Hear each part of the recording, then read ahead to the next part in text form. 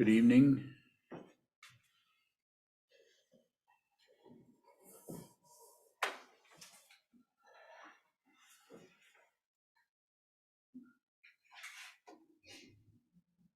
The title of this evening's Dharma talk is Ordinary Mind. Ordinary mind, or ordinary wisdom, or the Tibetans would say Tamogeshepa, ordinary. Nothing particularly special.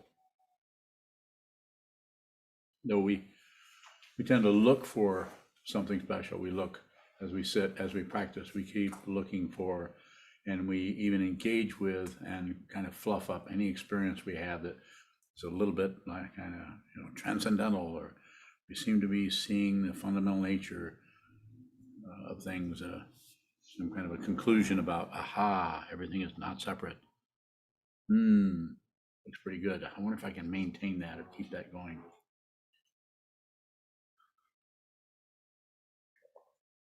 And it certainly is tempting to do that if you're been working along and having a lot of difficulty, and then you start to get what sometimes called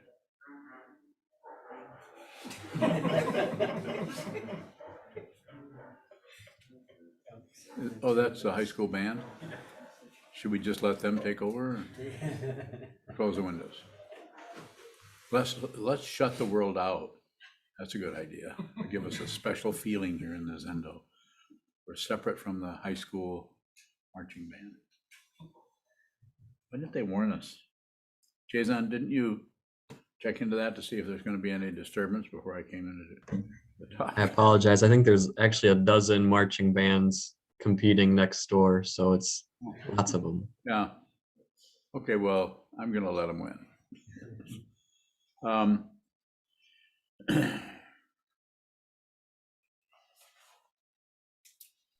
So, of course, we're going to be tempted if we've been having a difficult time, and then we start to get some kind of insight about what we were concerned with, or our idea of what enlightenment would be like, to be all of the different sayings there are, one with everything, and not separate. And like I say, often I say not separate. But it is not, won't be a particular feeling. It won't necessarily be some kind of a or even a concept or an idea about it. The flash of seeing that is very seductive, and we want to maintain that. We want to get that back. We might even meditate to try to get that feeling of, I was just sitting there and I felt like I disappeared, or all the other fancy things. My mind left my body. Your mind's always leaving your body. So nothing special, as Charlotte Joko Beck, a great Buddhist teacher of the previous century, has as a title of one of her books, nothing special. So if it's nothing special, then is it just unnoticeable? Is it, if there's no contrast to it, then how would we know?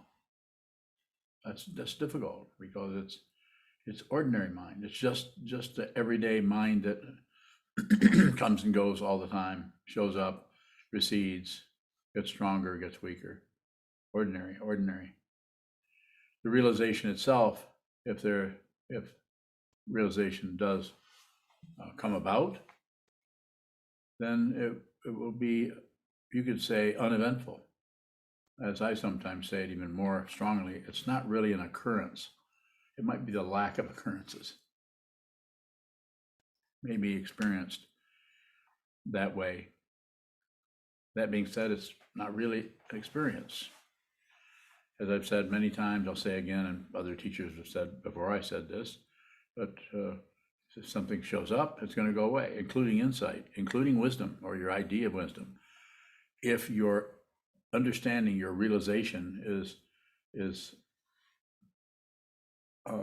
understood as something now that's different. It used to be like this, but now it's really, I'm seeing clearly, I'm seeing the oneness of everything. I'm seeing how everything is like a mirror, and all that fall to raw. And it's not that it is not that those images don't apply and don't work, but what has been seen through is there's no being there anymore. There's just the situation. There's no personhood. There's a word that's often used. There's no identity. Doesn't mean that you won't know your right hand from your left.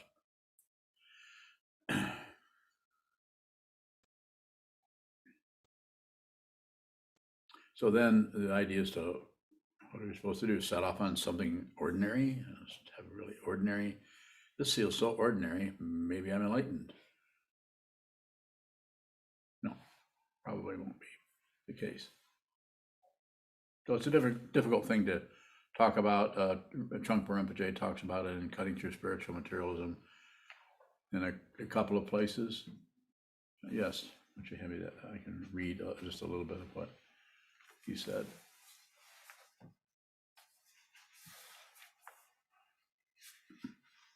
If I can manage to this book.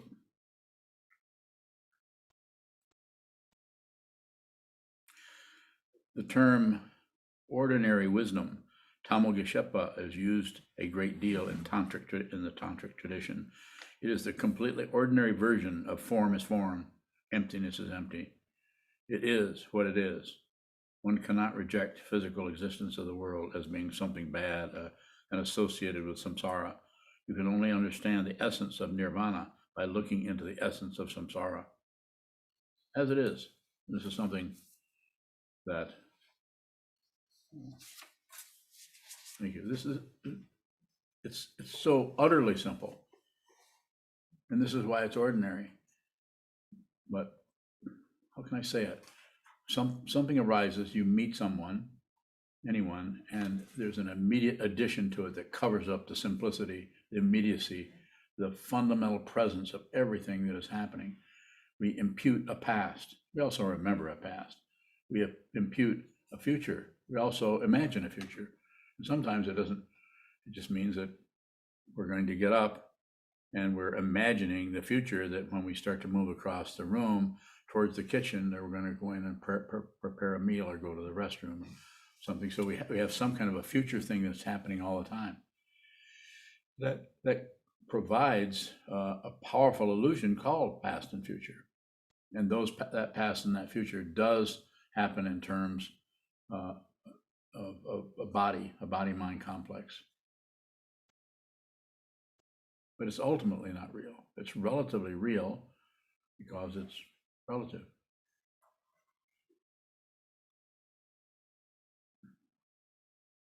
It's as it is. So what happens is, if something is as it is, and we're covering it up with what we think it is, our projections on it, our ideas about it, our conclusions, or even our prejudice about it, you can't really see what's there. It's interesting that if you do see what's there and you see that you've been covering it up, you may also see the cover up for a long time. The cover up because it's triggered by dependent origination. And you're just because you're awake doesn't mean that dependent origination somehow minds its own business and leaves you alone in your fantastic Buddha fields. So not separate, it's not separate. What arises in front of you, who comes up in front of you, who walks into the room and you see them, you project onto them. Seeing the projection is the path, is what we need to do. Is just see, be aware, awareness, be aware of the projection. This is why sitting practice of meditation, I feel like I'm giving the same talk over and over again, because I keep trying to get you or encourage you, since I have your permission, to go back and just return to just this simple situation of receiving. Train yourself to just receive. So when you, in post-meditation or when you get off the cushion, you're able to meet everyone, everything, every situation in your life, where it is, not only what is arising, but your objections to it. You don't have to get rid of the objections, because if you do, then we have an ego that's, ka-ching, ka-ching, ka-ching. The ego is getting value as somebody who's getting rid of and getting better and improving. Probably doesn't make the sound ka-ching. I just heard that recently. I thought that's an interesting sound. Isn't that an old-fashioned cash register? What it would sound like? Ka-ching. Is that what it is? You're old Maybe because I'm because you're old-fashioned. No, not because you're old. You're old-fashioned. So how do you point out ordinary mind? It's pretty hard to point that out as a direct pointing, even though the tantric tradition is called pointing out instruction. The teaching person meets you and points exactly to what you need to see to realize your true nature. In the Zen tradition, it's more common to use koan practice. You have a koan, trying to understand the koan, you bring your responses or your solution to that particular koan. Why did Bodhidharma come from the West? So, or what is that other one that people like to use? Does the dog have the Buddha nature? And the answer to is mu, or empty, or no. Would you think that would apply to a what? Cow. Yeah.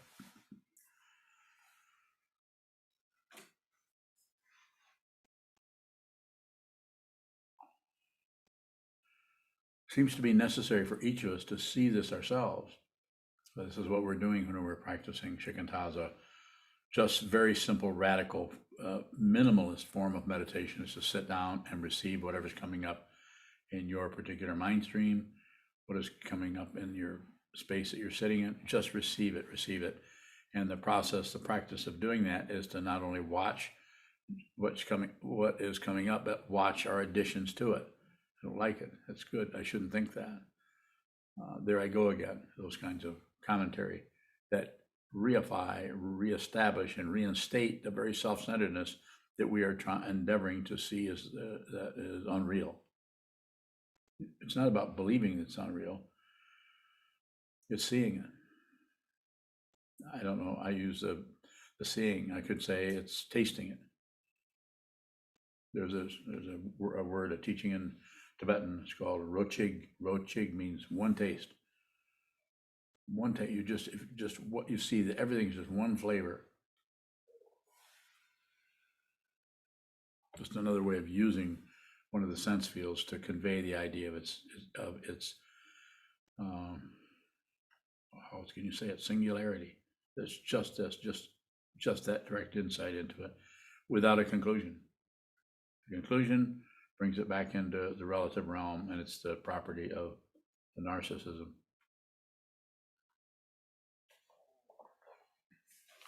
Shokabang, does seeing ordinary mind change the way spiritual materialism arises in one's mind stream? Yes, if you see it, spiritual materialism doesn't arise. I mean, it doesn't. There isn't anything else. There's nowhere to go. So the only thing that's left is to meet people where they're at and help them. In other words, save all beings, put others before yourself. But there's no desire to use your spiritual techniques to get more insight. Go ahead.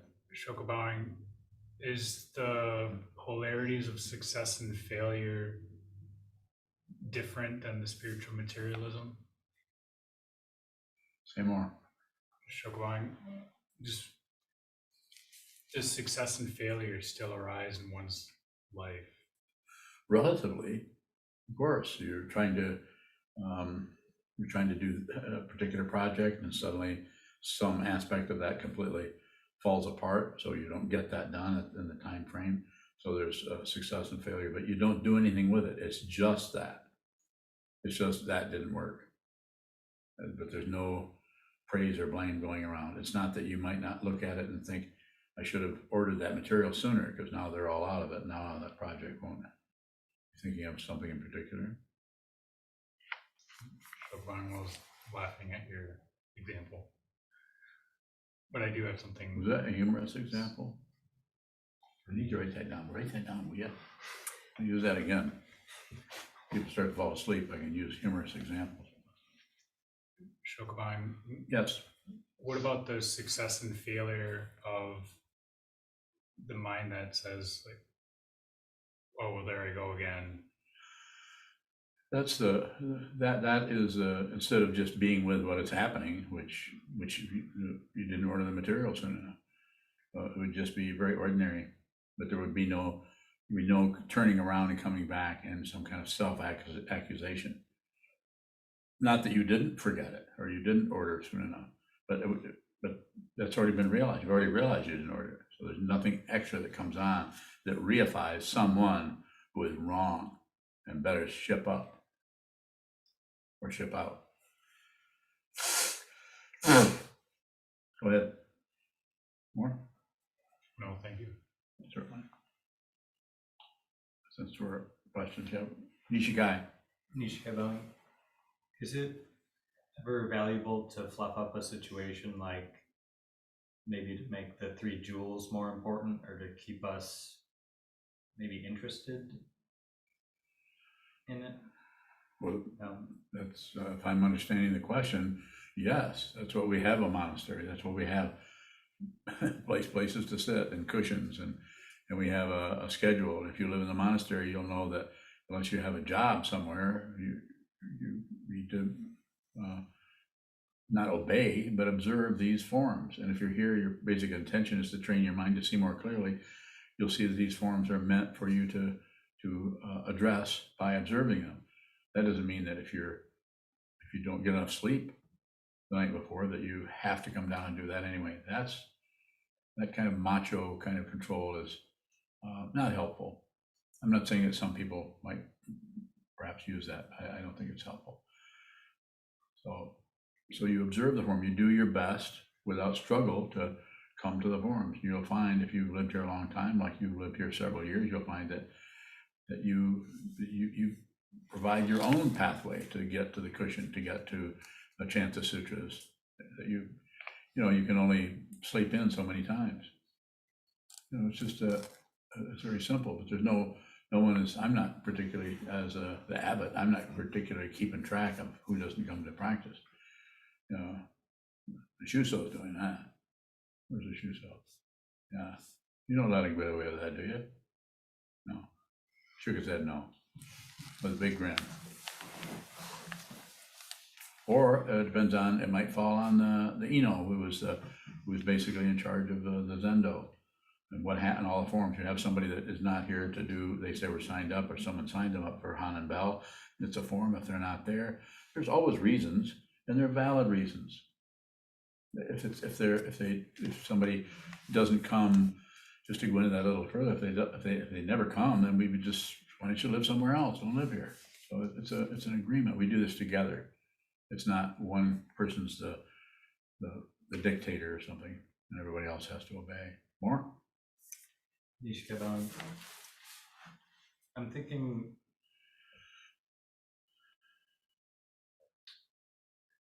if we're fluffing up a situation, should we investigate that more? I'm thinking of with you for Unyo's blowing kisses at me and see if she can seduce me away from talking to you. She's just experimenting all the time. Isn't that what you're doing? I think she wants my attention. But go ahead. Fluffing up. I think of it when I think of you, or I think of you as a special being would be my language around it. Wow. Does that mean I should look at that closer to if I find that I'm fluffing a situation up? You should always look at that, but you don't necessarily have to fix it. Because if you see what it is fundamentally, definitely, and if it's a thorough seeing of it, then it will defluff itself. It just won't happen because your intention is to see the truth. And if you start to see, one of the ways that intention works is we don't immediately jump to conclusions about what we're seeing, because we want to have a credential of success, of seeing the truth. I saw that delusion, so I'm going to stop doing that. You might want to just watch that fluffing, or watch that pumping things up, go on and see what's actually happening, or see what is fundamentally going on there. You could say that doing prostrations before the altar is kind of fluffing things up, and it is. It's an exaggeration. So I take refuge in the Buddha, I take refuge in the Dharma, I take refuge in the Sangha. You may have to do some of that, because it's not just, the ego isn't interested in that, other than maybe showing someone, showing off of how good they can prostrate or something. So it's about watching that to see what does need to be fluffed up or encouraged because of the situation. It's situational, and other things that don't need to be. Am I getting anywhere close to what you're asking about, or is there more? No, that's all. Okay. That's helpful. Thanks. So good. Less is better. But don't do anything unless you have to. And if you have to do it, then put your heart into it and do it thoroughly, sincerely, completely. Okay. Shokubang, you've been talking a lot about intention lately. Can we intend ordinary mind? It might help you to look more closely at what is arising in your mind at any given time and see the contrast there. I don't know if you can particularly create an ordinary mind. It's just less is better. So less fluffing things up, looking for special kind of to see how we can get into a state of samadhi or no thought or some kind of accomplishment mentality, materialism basically. But you can intend to see what this is. That's what Shikantaza is, sitting down and looking at what this is over and over and over again, and seeing how difficult that is, and seeing what it is that is being observed, and seeing over time the actual subjectivity of the observer. Those are the two, that and this. That's the area, that's duality.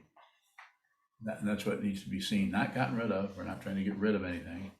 It needs to see that it's what it is fundamentally is ordinary, and it's not two.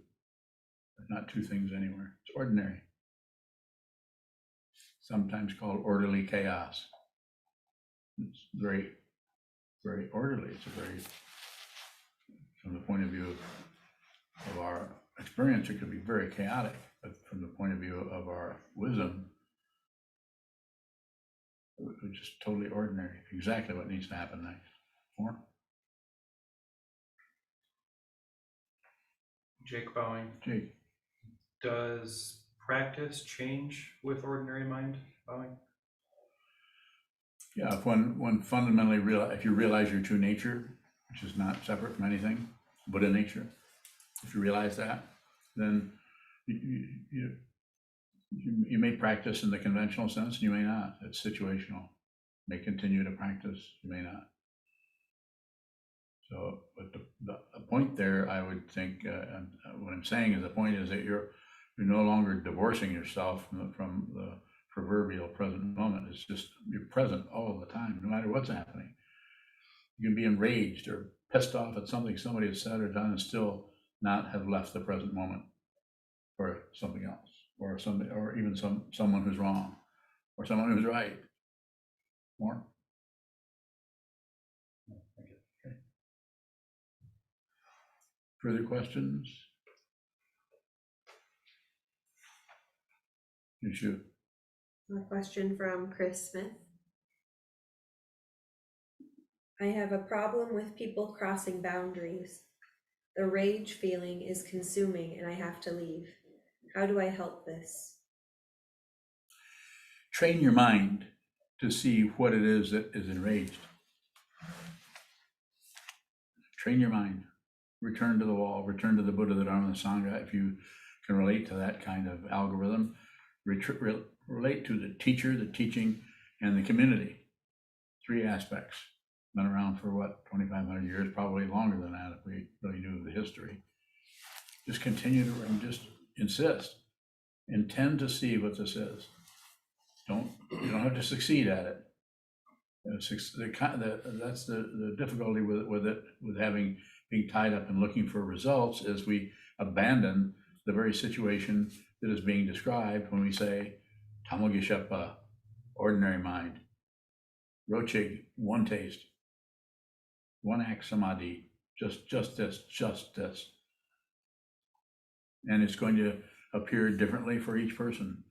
But this is your, as has been said, this is your birthright. If you're a human being, you can see that your true nature is the awakened one. You're constantly awake all the time, never ceasing, unceasing.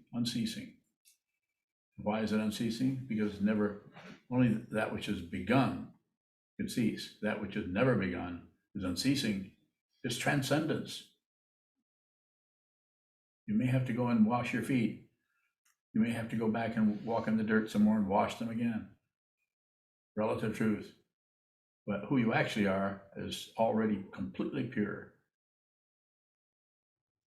But you have to see it.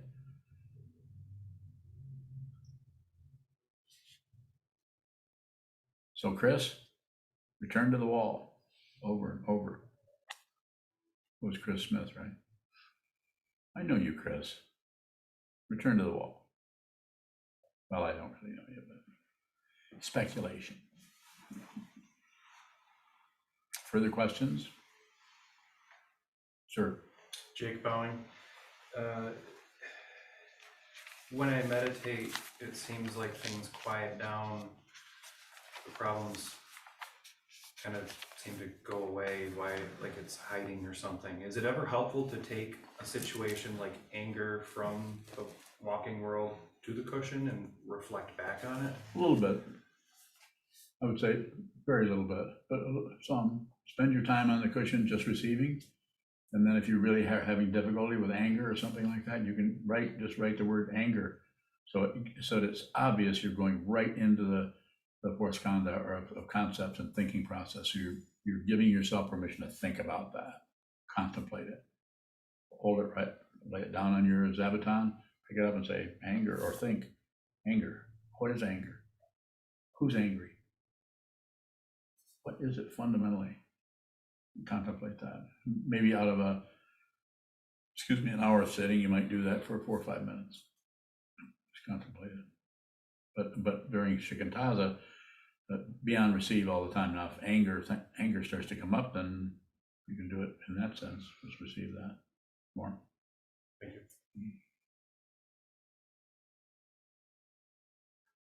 Any questions on Zoom? Augie, go ahead.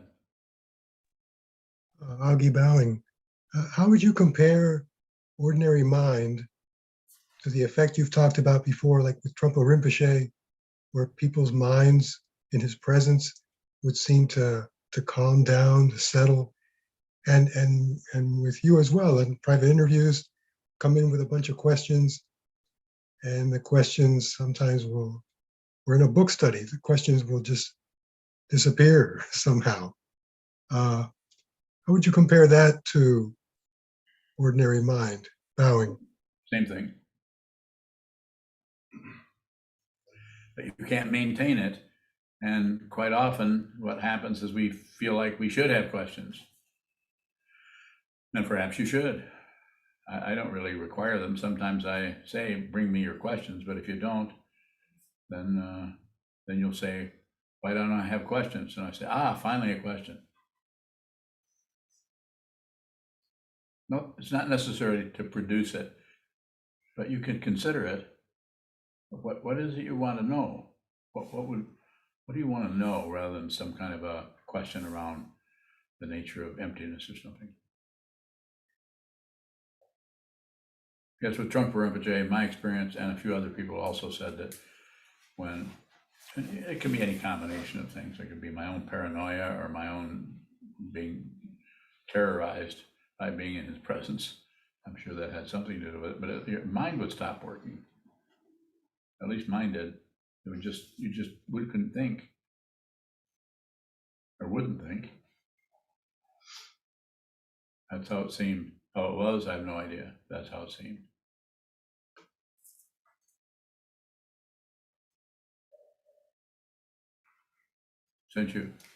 Sensu Bowing, you said earlier that when we're in front of you in an interview, for example, you point directly where we need to look. How do we see through what we think you're pointing at? intention, just continue to practice. It takes a while, it can take a long time. Just return to intend.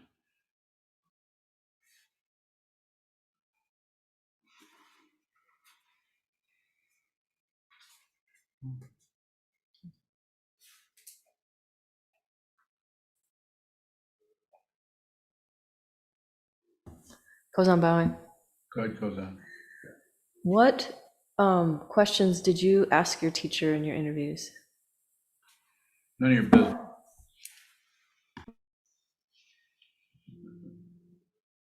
I've already gone over that several times of things that I don't really want to go through that again, but they were pretty simple, and I don't remember a lot of things I talked about because of probably because of fear. But I probably talked a lot. I have no idea. Made a fool of myself. Showed him what a fool that I was. So the only one I can really remember is I asked him about something that was happening in my consciousness that was very bizarre, and I could not understand it. And this was in 1975.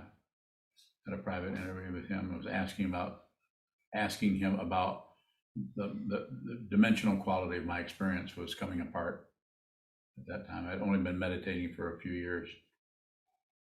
And he said, that's the seed of enlightenment. And of course, as soon as I heard him say that, I thought, oh my gosh, I think he's pointing out the nature of mind to me or something like that. No, he wasn't. He was just describing something. But it was, a seed is not an oak tree. It was a seed. I asked him other questions, but I don't recall all of those presently.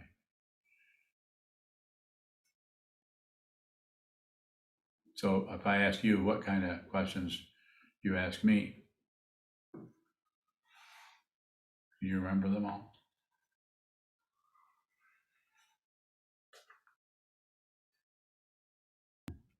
Kozan bowing. It seems like it's all over the board. Sometimes there's not a lot. Sometimes it's around study. Sometimes around practice. It's a different situation. He had a few thousand students, and I've got 25.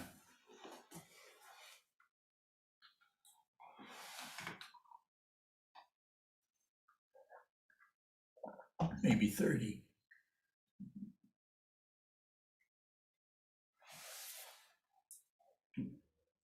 Yes, Future bowing. yes. Is ordinary mind a confused mind?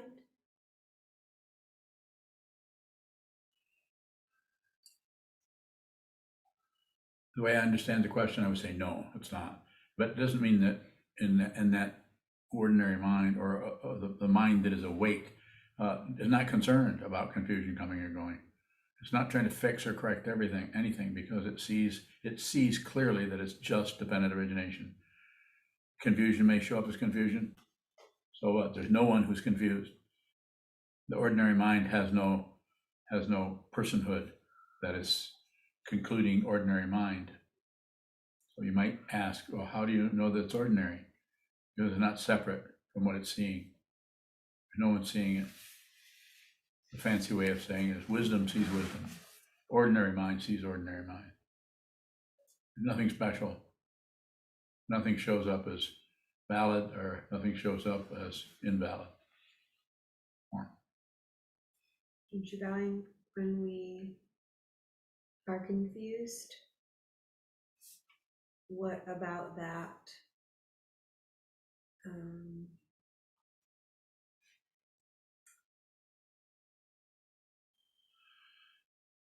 stops us from seeing ordinary mind? When we are confused? Yeah, or what about that is extra? If there's confusion and then there's someone who's confused, or someone's trying to stop the confusion. If confusion just arises, it's just confusion, not knowing what's going to happen next, or what some particular situation that is can't really sort out what is happening. It's just confusion. But if there's someone who is losing their credentials because they're confused, or getting the bad credential of being a confused person, then that identity is the issue. It's a mistaken identity. Because if you see this body, if you look in the mirror and see this body or other bodies and realize there's no solid being anywhere, it's an astonishing realization. And you know what else is flat out ordinary? It's so ordinary that it's embarrassing somewhat, not completely, but somewhat, to see how many people are so wound up in themselves as some separate being that can get somewhere or rule a country. It's just embarrassing to see that. But that doesn't mean that we can take that to the bank and spend it. No, we have to train ourselves. We have to respect someone's confusion, even if it means they're going to make a mess of things. It's very hard to do. And why do we have to respect it? Because it's dependently arisen. Because it's not a separate thing. It looks separate. It looks like they're guilty. They should be shot or punished, or something should be done. And maybe they should, relatively, in some way. They should be prevented from creating more chaos. But there's no fundamental blame. There's responsibility. That's different. So more about that if you haven't. Let's go deeper.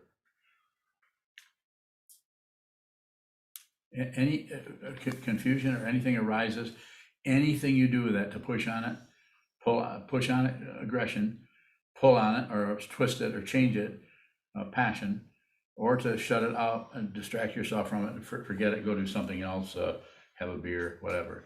Anything you do like that perpetuates the original mistaken identity, which is there is someone. Not only there is a confusion, but there's also someone having the confusion. It's the fundamental duality that is the illusion of samsara that keeps us entranced by otherness. I want this, I don't want that. I want some of this, I don't want that. Right up to and including the path to awakening. I want this. You want it, and this is how it's done.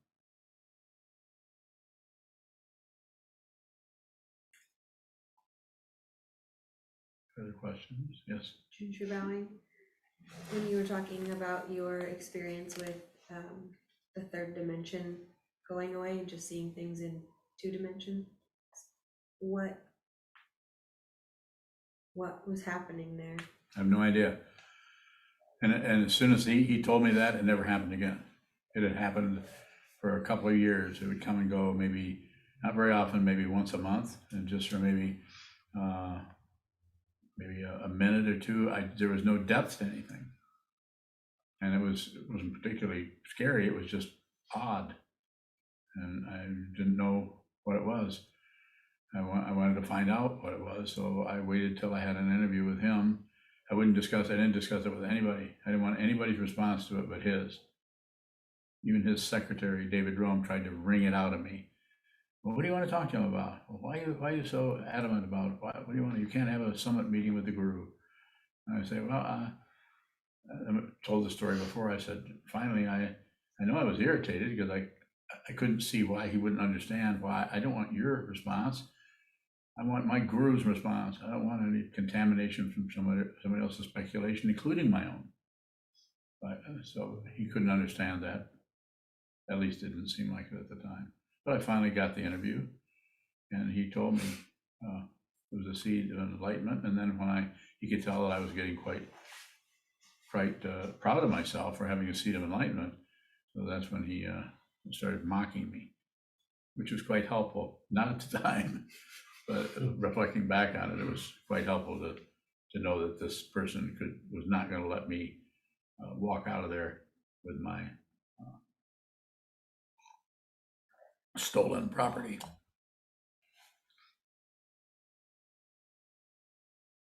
Shokubang, is there depth to things now? The 3 dimensions, you mean? Yes.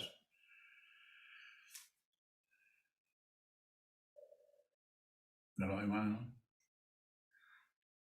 Shokubang, what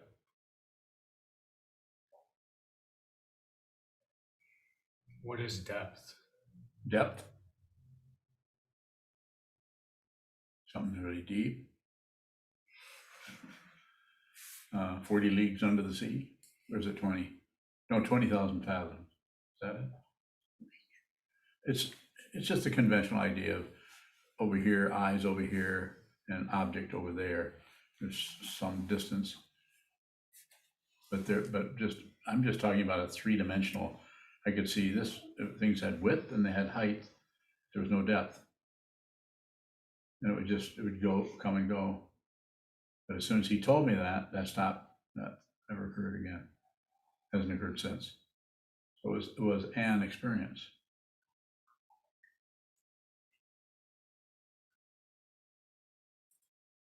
It's only a seed for so long. More. Shokubang, sometimes it seems like when we talk about things like deep consciousness, where you say that there is no deep or that there's no depth. Mm-hmm.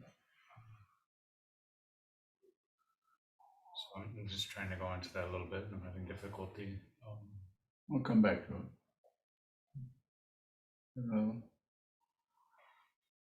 Junshu. Junshu bowing. What is the seed of enlightenment? I don't know. He said that was. He's trying to get me to make a fool of myself. So I think that anything that shows up as a strong kind of polarity to what you've been seeing things a certain way, and then suddenly you see them another way, that can be interpreted different ways. I don't know. I have no idea. I wasn't able to discuss it with him. And I would say I wasn't able to. I probably could have had my throat chakra not been full of nuts and bolts. I couldn't talk. It was embarrassing. I felt every time I opened my mouth, I was just showing him what a fool I was. And of course I was, but that's the idea. I'm not here to hide out from the teacher. But Another question from Chris Smith. Can the wall serve as an anchor for walking life? waking life, walking life. Can the wall serve as an anchor for walking life? I would, you could use that metaphor if you wanted. I wouldn't use that anchor kind of idea. Not particularly. It's more of a reference point. Just return to it. You don't have to be anchored by it. So to be anchored by it, then it becomes something. And then we're looking for some kind of special samadhi or some special jhana state or something. And not that there aren't, but those don't have some kind of existence, perhaps. Right. A question from Isaac Leon. Isaac. What does respecting others' confusion look like? Just receive it. Notice that through your perception, or you're dealing with your own confusion, notice that other people, your confusion might be more like a turmoil, just what am I going to do with this? But other people's confusion is even more difficult because you're aware of your confusion. You're aware of the turmoil. You're working with it. At least I know you are. I know you a little bit. But someone like sometimes are people that don't have that are have closed off their insight and just want to have a really strong, stable, materialistic life and making money, keeping a good reputation, paying the bills. Not that that's wrong, but that quite often in that kind of a structure and extreme grasping at materiality, at success, at failure, making money and owning things, covers up an interior confusion that is just shoved off to one side. So the way you would meet them, Isaac, is just to listen to their story. No, don't enter into conversations with people who are full of baloney. Not that you wouldn't ask them something. How's that? So it sounds like you're having difficulty with that, or sounds like things are going very well for you. So you could participate in that. Meet them where they're at. Be kind. Be kind to them. Be kind to yourself. Be respectful of your confusion rather than try to get rid of it to be some artificial liar, someone who's lying to themselves about their emotions or feelings. Be those feelings. You can do it. I sometimes say, I used to say all the time because I thought it would be helpful. Now I don't say it so much anymore, but used to say, well, I'll say it today though. How do you think I feel? I haven't gotten rid of anything.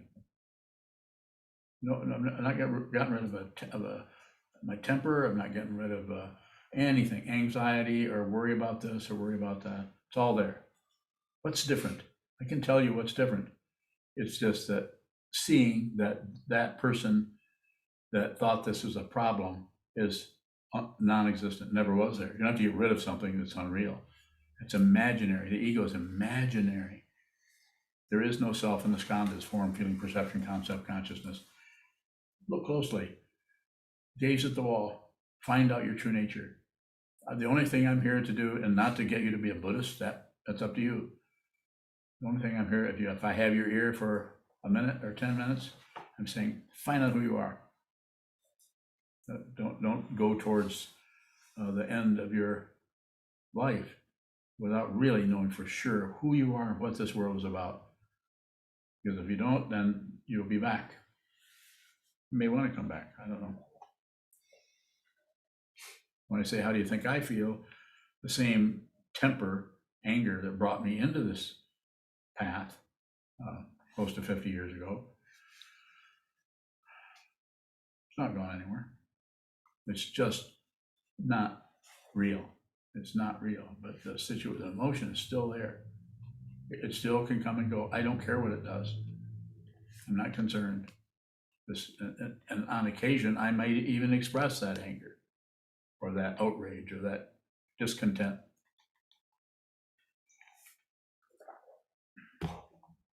Not two. You can't find two things anywhere. The mind of enlightenment, the mind of awakening, and the most intense rage and anger are not two separate things. If you think they are, you'll go to war.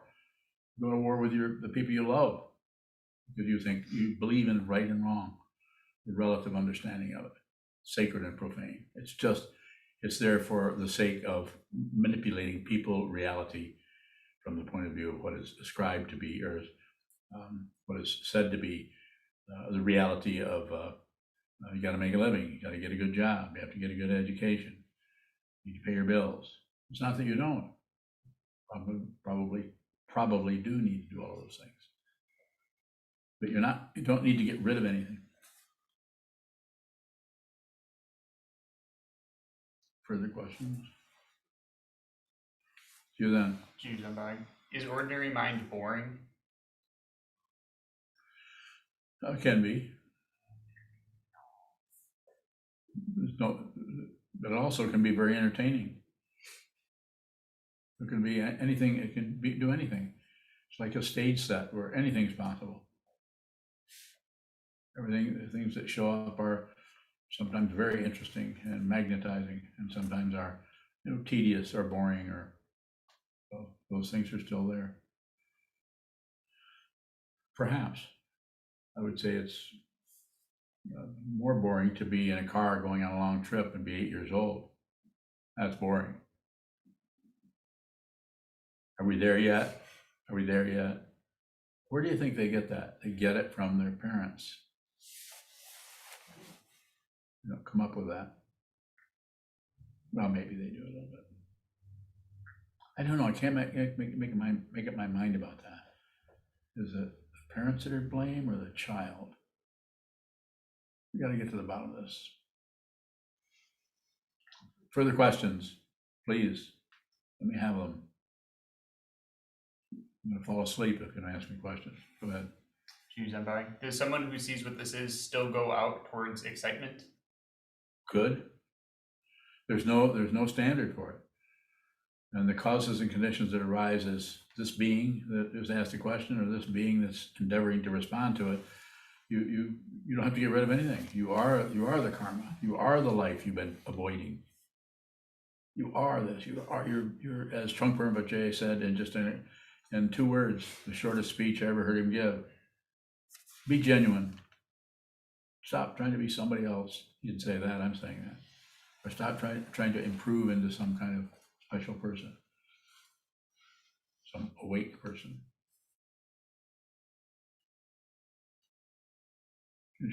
Another question from Chris Smith. You're just full of it tonight, Chris. I see what this is about, but I come back. How come? See what this is about, I come back. How come?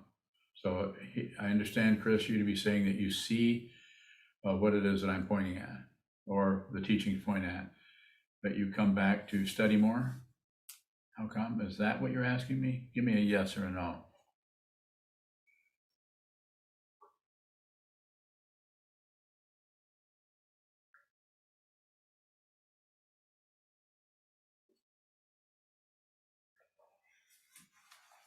We're all waiting for Chris. Chris just switched over to watch Dalai Lama or somebody. Back and forth with it. It's gonna be quite a contest. Well, if he doesn't respond, then I can also respond to it in the way it sounds. Like, I see what this is, so why do I? He said no and yes. You know what? It's a good thing I don't swear. Don't waste my time. I'm not swearing, but don't waste my time with that kind of bullshit. I mean that. Don't waste my time and don't waste yours. Find out who you are. Come this direction with that kind of baloney. Straighten up. Slow down. Bend over. Sit still. Watch what moves. Do a lot of it. Do it for the next 20 years. Come and see me in 20 years. I'll be 100.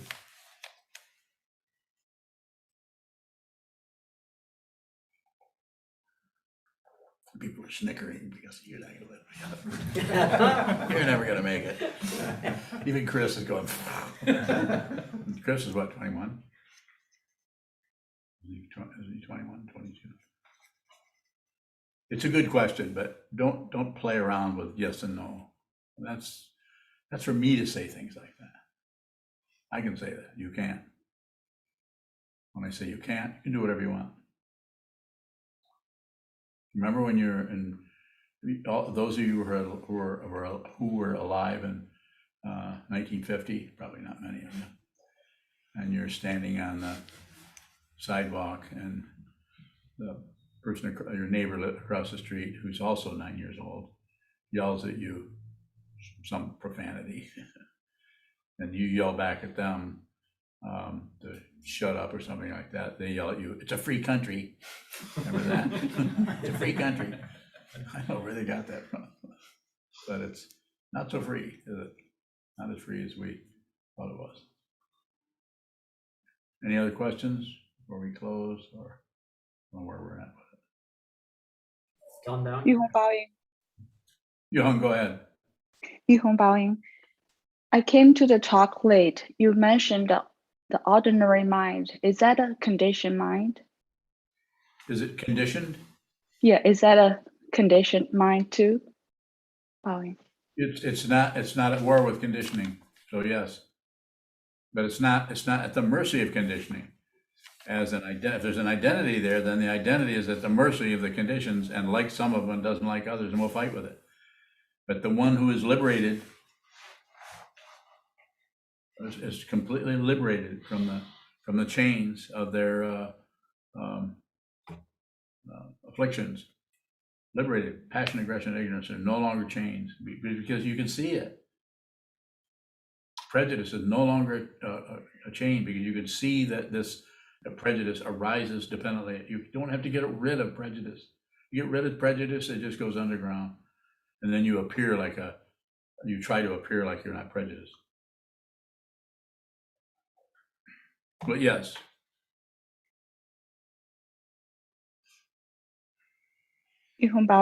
Is that possible to see the mind without adding on?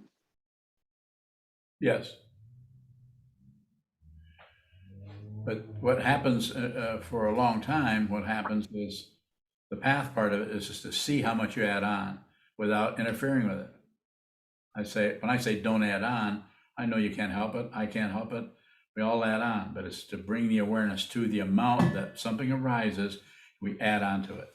It's the awareness of the adding on that we should constantly agree with or object to or ignore whatever arises. That's the add on.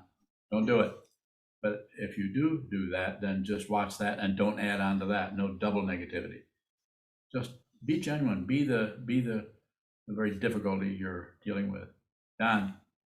Don Bowing, is being genuine being responsible?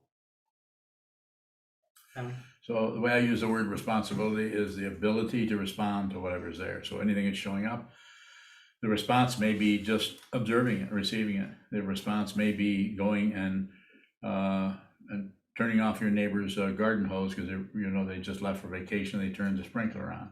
So it's something that you just kind of take care of. You see what it is.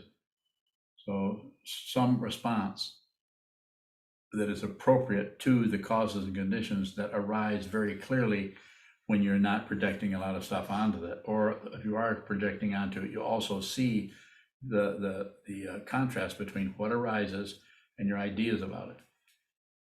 If you see that, this is called shunyata, emptiness. Empty of your thoughts about whatever occurs. And it's not fancy, it's not earth-shattering, it's just the truth. More?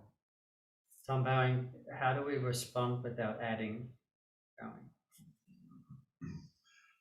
Might not be able to, but being aware of the adding is that's the practice part of it. Just be aware that you're adding. And if you're aware that you're adding, that whole situation might collapse because of your awareness that you're not really meeting that directly where it is. So you might step back and remember what I said. Don't do anything unless you have to. It's a simple thing. But the reason to do that is that it's kind of another way of teaching or pointing at the patience. Have patience with something. And then the ego mind will come along and say, well, you can't do that because what if this falls apart? I got to step right in there and do something. Probably not, unless it's a burning house with screaming people inside. That might set the tone for the whole thing. More? Another question from Isaac. Isaac. Can my deep desire to realize my true nature act as a hindrance to that very dream? No. Nope, it can't. But the important thing there is just intend. You say the way you describe that, and just from knowing you a little bit, say no. That's not something to be concerned about. You want to be concerned about something, get to the cushion. Schedule yourself. Yeah, no matter what happens on the cushion, return to the cushion, return to the teacher, the teaching, and the community. If you have one, and you have one here, all you have to do is show up. There's no requirement. There's no fee charged. It's available to anybody who is interested. That doesn't mean it's going to be, magnetize thousands of people. A few other questions. Any questions for someone? Yeah, go ahead, Augie. Augie Bowing. Does the teaching that there is no solid being also point to there not being any solid objects, and basically this all happening in consciousness as if in a dream? Bowing? Yes. Yep, that's it. Very much like a dream. If you read the sutra that really points to that very directly over and over and over and over again is the Diamond Sutra, part of the Prajnaparamita literature. The one I recommend is translated by Red Pine. There's also several other ones, but the other ones are more, they're very,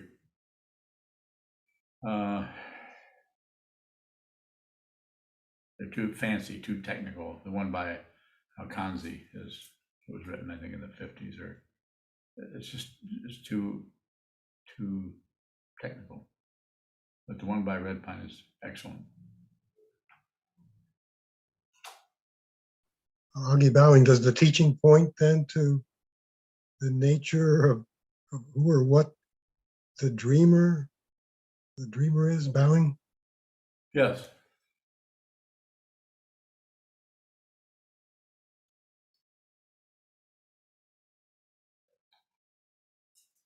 Huggy bowing. Who or what is it bowing? Not separate. It's a dream, or it's not a dream, or it's real, unreal. It's true, it's false. It's of no consequence, unreal. As I often say, don't believe, don't disbelieve, and don't distract or look away. But we also know that we can't help but do that to some extent by endeavoring to keep some kind of, intend to keep some kind of equilibrium going. We fail at that. And that failure, to use that blunt word, shows us the very area that we could be aware of, the way we keep concluding something in an area just to secure our own relative identity as being safe. It takes time, takes intention, takes repetition, and a lot of practice. Further questions? Yeah. Bowing. Loud. What does ordinary mind look like to the failure? Say more. To the failure? Let me reverse it. How does failure look to ordinary mind? Just failure. Just a relative situation with nothing extra. It's just as Trungpa Rinpoche would say, it's just a straight shot. Probably vodka, but nothing added. It's the driest of martinis. Nothing there. It's just, there's nothing extra to it. It's just that. And there's no one who failed. Just that didn't work. Or I did this and I did this and I did this, but somehow something went missing or fell apart. So I wasn't able to meet the goal that I intended to do, whatever it was, by a certain time. It just kind of comes apart, but there's no one who's wrong, no one who's failed. Failure failed. More. Thank you. Go ahead, Ondo. Wonderful. You said failure shows us the area to look at. Yes. What's an example of that? Yeah. So,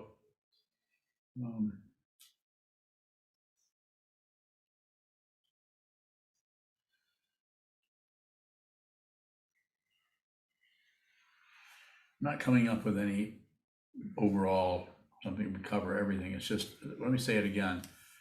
You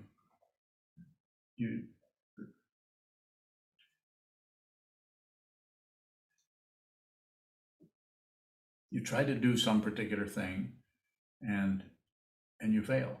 It doesn't work out, but you don't do anything else with it. It's just very simple, what didn't work, but there's no one who failed. Even if you misread an instruction or the supply situation on the material that was needed for something, if you're building something, there's no extra, no added finger pointing going on there. So you watch the entire situation, and if you do the finger pointing, then you just see that, and you don't jump on top of that and try to correct that. So if something happens and you fail and you're upset with yourself about it, you're aware of that self-recrimination or whatever it may be, but you don't repair it, don't fix it, you don't double down on it and say, well, of course, I was wrong. If I'd just done that this way or that way, I wouldn't be in this dilemma now of having that project unfinished. Am I getting closer to what you're looking for? Ondo, yes. How can I use my example would be shame. If I get caught in shame, and is that a failure, bowing? If you get caught in shame? If I start maybe believing my thoughts or feeling you made a mistake? Yes. Okay. So what was the question? Is that a failure? Failure for what? Is that the failure that shows an area for me to look at? Yes, I deliberately shame you all the time, don't I? But I don't know I'm doing it until you say, is this a teaching? So, yeah, the pride and shame are two sides of that. The puffing up is, I really never do anything wrong. I'm always correct. And even if you find somewhere I'm wrong, I'll just ignore that and pretend like that. Whereas in your situation, you're almost looking for something you've done wrong. You're looking to, something goes wrong in a community of people, the first thing you might think is, how am I to blame for this? What did I do? Well, how could I have, I should have caught that. Whereas the pride goes the other direction and said, well, it wasn't my job. I didn't do that. It wasn't me. What? So what is the area to look at? Is it the thoughts? Is it the emotion? Is it the whole thing? Just look at it as much as you can and just receive it rather than adding more interpretations and judgments and evaluations on top of it.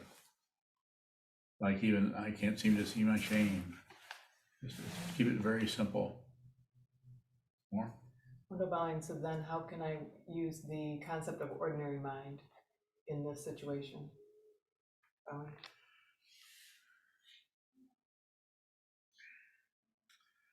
The shame or the pride or the anger or whatever shows up that tends to take over, it needs a person there, some kind of imaginary person to be the one who's on the receiving end of the shame, is the feeling of shame. So just shame alone is just dependent origination. So it becomes ordinary because you see it as just part and parcel of all the things that are coming and going. It's like, it would be like you just realize that you no longer care whether you have negative feelings or not. Why? Because there's no person there anyway.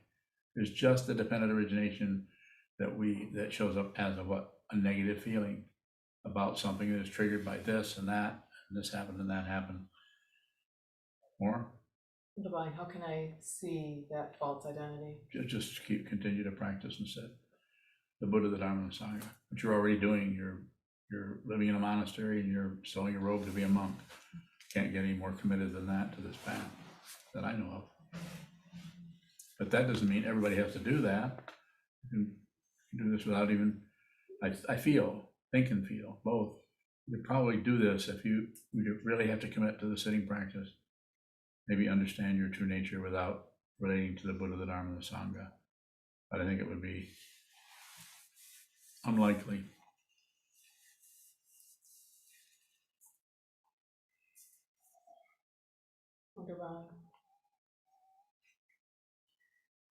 How can I use the teaching be genuine in that situation? Yes, thank you. Be the shame you're trying to get rid of. How do I be the shame that I'm trying to get rid of? Feel like shit with no addition. Just like the other direction is, if you're really angry, be that anger. That doesn't mean that's not a validation. That's not some free pass to blow your stack and abuse people. Just be that. If you actually are the anger, you may not express it at all. The expression of anger is how you get rid of anger. You blame someone, you shake your fist at them, and you just feel enraged and you just have to let it out somewhere. So the actual anger that one is, or distress, or pride, or shame, or jealousy, or whatever, it's just what it is. If you convert it into a fuel for the self-centeredness, it will eat that up and keep right on chewing on you in the form of suffering. Very, very difficult to talk about conceptually. I'm trying to do that. It's hard to talk about conceptually because you have to see it. So what I just said to you, further questions about that? How do we be that and not let it, our self-centeredness convert it? Yeah, you have to watch the indulgent. Just flash on it. Don't maintain something trying to get a credential out of being with your shame. Follow me a little bit? So you'll if you've been practicing a lot, you'll notice those subtle nuances that tend to move us into an area where it looks like we're doing what maybe me or the teachings or just said, but actually we've gone too far into that. We're starting to indulge, picking and choosing disease of the mind. A hair's breadth deviation will fail to accord with a proper attunement, to quote, I don't know which one it is. Sokuzan. So just exactly observe, receive. How do you observe? Receive whatever shows up as shame, receive it. As if you don't care if you ever get rid of it.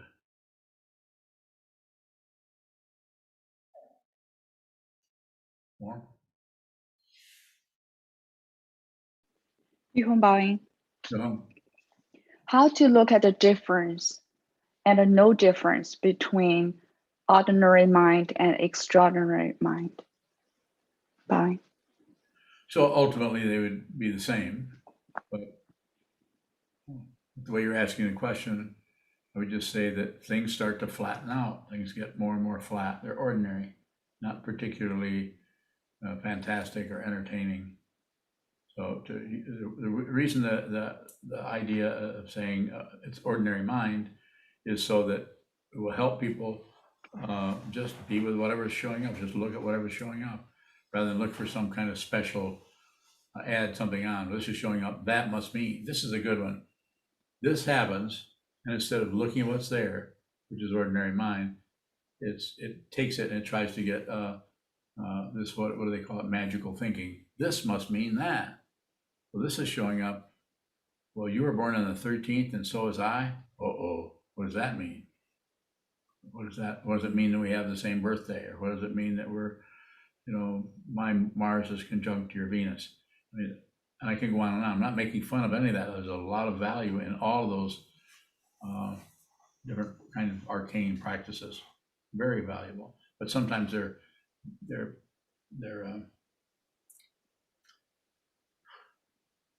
it turned into some kind of materialism or some kind of gaining idea. This happens all over with all kinds of practices like astrology or tarot cards or the I Ching, and on and on.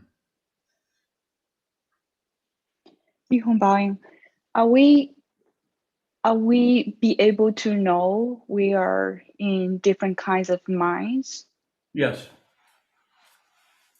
That kind of, you won't know in the sense of knowledge, the conventional kinds of information about it and concepts about it. You'll know you're looking at it. You are looking at ordinary mind. You're looking at the very situation you're in. It's totally and fundamentally ordinary, and it's totally and fundamentally does not really exist in the way we think it does. We think we're somebody living here, going somewhere, and we are not really anyone, and we're not going anywhere. But I can talk like that in those kind of conflicting ideas, and it may be helpful to you, it may not. The most important thing that is going to be helpful to you is to take your mind, your situation, your body-mind complex, sit down in front of the wall and spend a lot of time there just watching the movement, not agreeing, not disagreeing, not looking away. And eventually you will start to see deeper and deeper layers of your awareness. It could take you into other lifetimes, could take you into your childhood. It might not go there at all. You might go in there in terms of the feeling, but not in terms of content, the concept. You might not know what occurred, but you're able to relieve yourself of those kind of hard rock areas in your heart or in your stomach just by looking at them. How do I know that? I don't know. I have no proof at all of anything. I'm not a scientist. I'm a monk.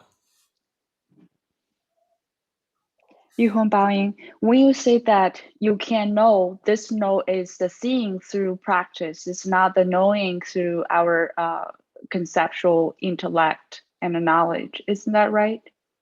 That's pretty good. Yeah, that's we actually see it. If you see it, you might see it for years and not know how to talk about it.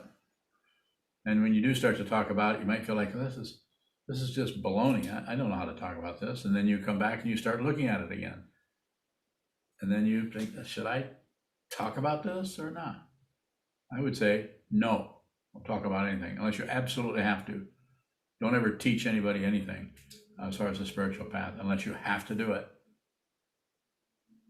I wouldn't be here unless I absolutely had to do this. I'm not doing this to make money or become famous or make friends even. I'm doing it because I have to. I have to do it. And I recommend that same approach to you. 一红白云 Thank you. Welcome. So I think we can close. We're well into the evening, at least here in Michigan.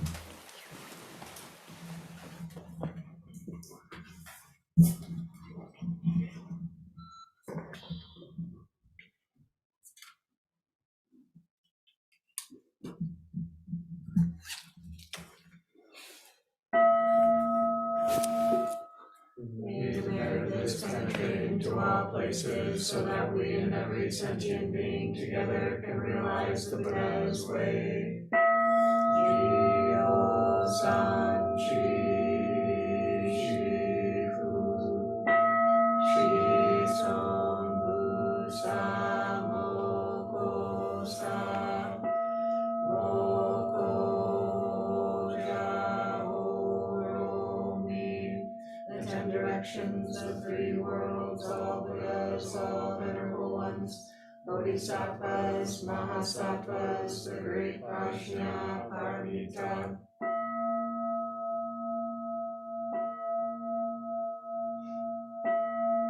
O Buddhas and Bodhisattvas of the 10 directions and the 3 times, please hear us. Please come down out of the light and protect Sokukoji Buddhist Temple Monastery, our Sangha, families, friends, and visitors. Heal everyone who is unhappy, sick, or suffering, and fill them with light.